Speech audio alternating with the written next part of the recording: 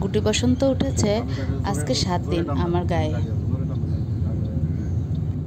আজ মোটামুটি শুকিয়ে গেছে। আমার মেয়ে প্রত্যেক দিন রাতে আমাকে চন্দন বেটে দিত, আমার শাশুড়ি চন্দন বেটে রাখতো, আর আমার মেয়ে প্রত্যেক দিন চন্দন বেটে দিত। আমার ফক্সের জায়গায় আস্তে আস্তে আস্তে করে আমার মেয়ে চন্দন বেটে রাখতো। আজ আবার আমাদের বিবাহবার্ষিকী।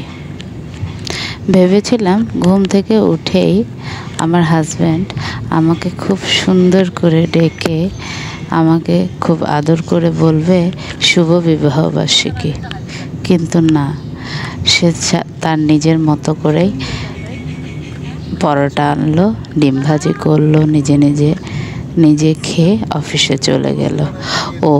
এরপর আমি তাকে মনে করিয়ে দিলাম, জানো আজকে তো আমাদের কোরবানির দিন, মানে আমার বিবাহবার্ষিকী।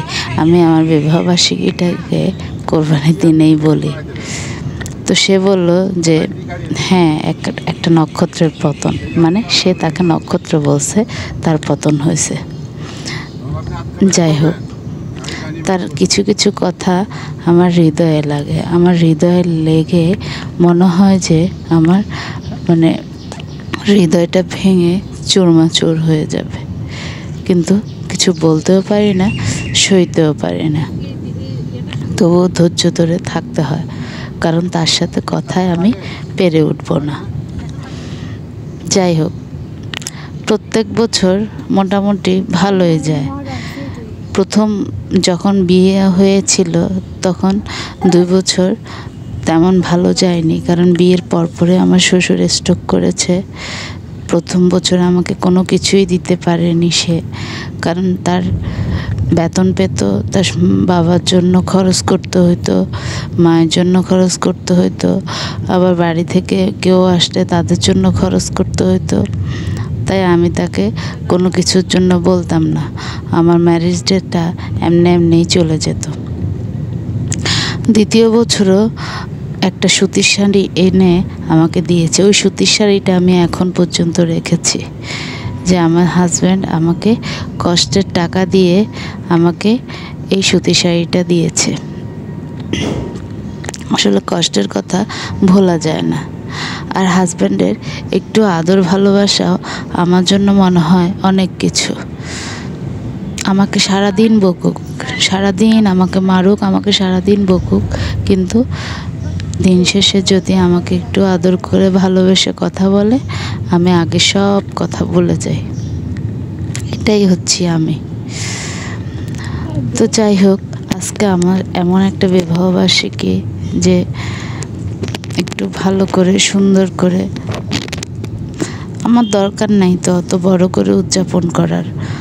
আমার জাস্ট আমাকে মুখ দিয়ে যদি বলতো যে প্রীতি হ্যাপি অ্যানিভার্সারি, তাহলে আমি অনেক খুশি হয়ে যেতাম। কিন্তু সে সেটাও বলেনি। সে শুধু বলল যে একটা নক্ষত্রের পতন, মানে সে নক্ষত্র, তার পতন হয়েছে। আমি জানি না আমি কি করেছি, আমি কি দোষ করেছি ওর কাছে, আমার বাবা মা কি দোষ করেছে ওর কাছে।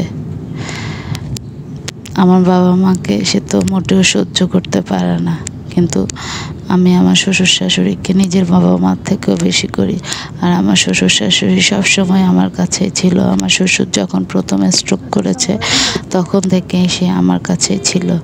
শাশুড়ি শ্বশুর দুজনেই আমার কাছে ছিল। আমার শ্বশুর স্ট্রোক করে এক প্রকার ঘর বসা, এখন তো চলতেই পারে না, এখন তো উঠে বসতেও পারে না। তাও আমার চোখের সামনে আমি কি না করে পারতেছি, না রান্না করে পারতেছি, সব কিছুই ওর জন্য করতেছি। কার জন্য? ওর বাবার জন্য। ওকে ভালোবাসি বিদায় তো ওর বাবার জন্য করি, ওর মার জন্য করি, ওর পরিবারের জন্য করি। কিন্তু ওর পরিবার দেখি নাই কিছু করতে। এমন আমার ফক্স উঠেছে, কিন্তু তারা আমার জন্য একটু খোঁজ খবরও নেয় নাই। ধন্যবাদ।